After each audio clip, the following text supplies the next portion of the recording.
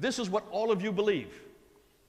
Well, okay, many of you have been listening to me, but before, if the first time you've heard me, this is what you've all been told, right? Just say yes, okay? Be obedient. This is all you've ever heard. This is what every story is. This is what they teach you at school. This is what is in the newspapers. Everybody believes this story for a very good reason. It's the only story out there. That's the only thing you can ever hear. But how do we know the above?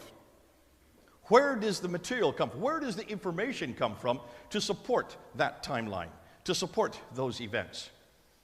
Well, you need to ask the Muslims, and they'll say it comes from the Islamic traditions. What do we mean by the Islamic traditions? Well, Muhammad dies in 632, and immediately the biography is put together. No, not immediately. It is not put together by anybody that knew Muhammad.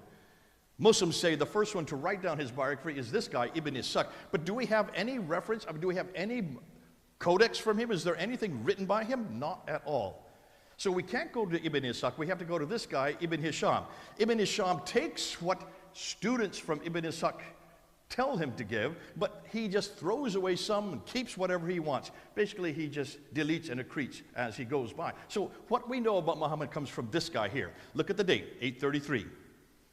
So the conclusion is, Muhammad was revealed 84 years after the Abbasids created him, 141 years after he was first introduced, yet 201 years after he supposedly lived. Ibrahim, therefore, Raymond Ibrahim, considers this 200-year gap as perfectly acceptable and thus not a problem. Muslims often claim that Muhammad is more historically supported than Jesus. But is that really true? When we compare the sources, we find two very different pictures. On one hand, Jesus is backed by eyewitness testimony, with accounts written within decades of his life.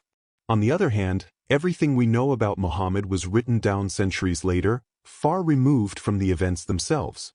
In today's video, we'll be examining this claim head-on. Is Muhammad truly more historically supported than Jesus? Or does the evidence tell a very different story?